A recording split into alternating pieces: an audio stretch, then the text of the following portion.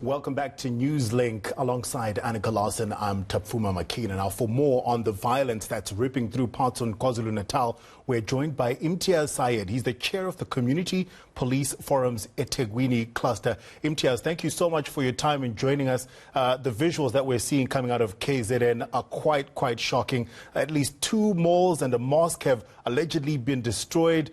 Are these linked to the protests?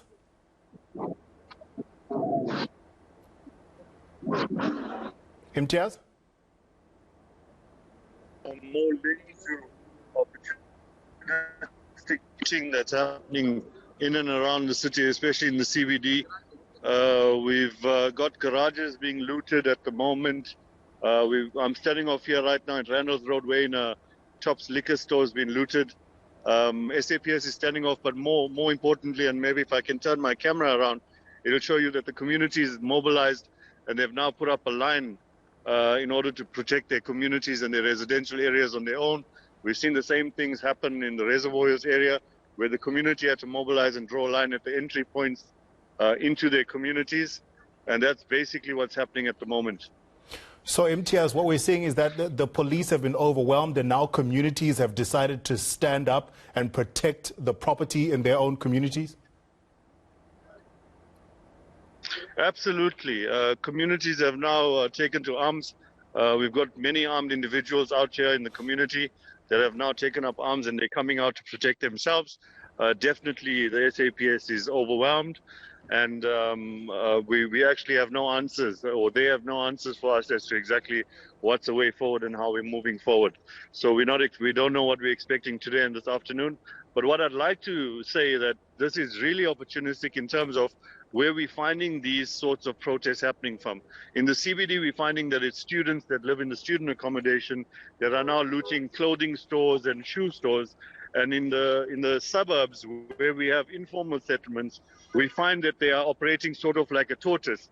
You know, puts its head out and then puts its head back in, and they keep on running away. So as soon as we come out and we start firing out some rubber rounds and what have you, they tend to go back in, but as soon as we leave, they then want to come out. So we've now drawn up some lines and boundaries by which we're operating.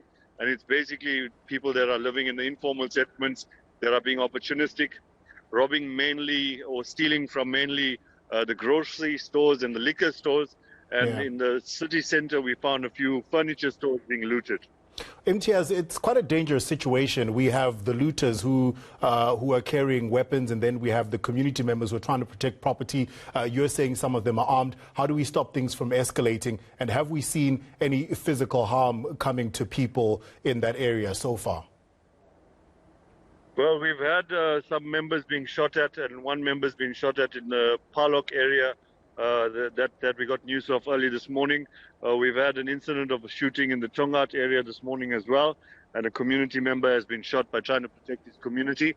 We really don't know which way this is going to go, but if it does continue this way, it's going to be an escalation to another level completely, because communities in general are now tired and they cannot tolerate this. I mean, we've been out all night, from last night all the way till now, and all you really hear is like a war zone. It's actually literally like a war zone out here. There's just gunshots and firing all around.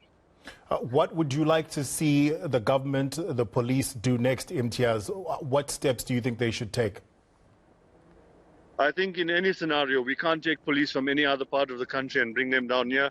We'd like to see, with all due respect, SNDF come in. We put the entire country on a lockdown until this matter is resolved. And then we start moving forward and start building. Because like this, we are definitely in a state of anarchy, and it's a complete state of lawlessness. We've been out to 2 police stations last night, where in the police stations we're actually almost taken over. And it's important for us to understand that if SAPS gets taken over, we are in a state of anarchy, and we shouldn't lie to ourselves about that. Imtiaz Syed, the chair of the Community Policing Forum's Ethekwini cluster, thank you so much for the time you've given us. He says the police are completely overwhelmed. He'd like to see the South African National Defence Force come out to protect the parts of Durban that have been affected by all the looting and the violence and the protests. It is a dangerous proposition, though. We'll be following the story closely, and we'll keep on bringing you visuals from across the country where we're seeing those protests.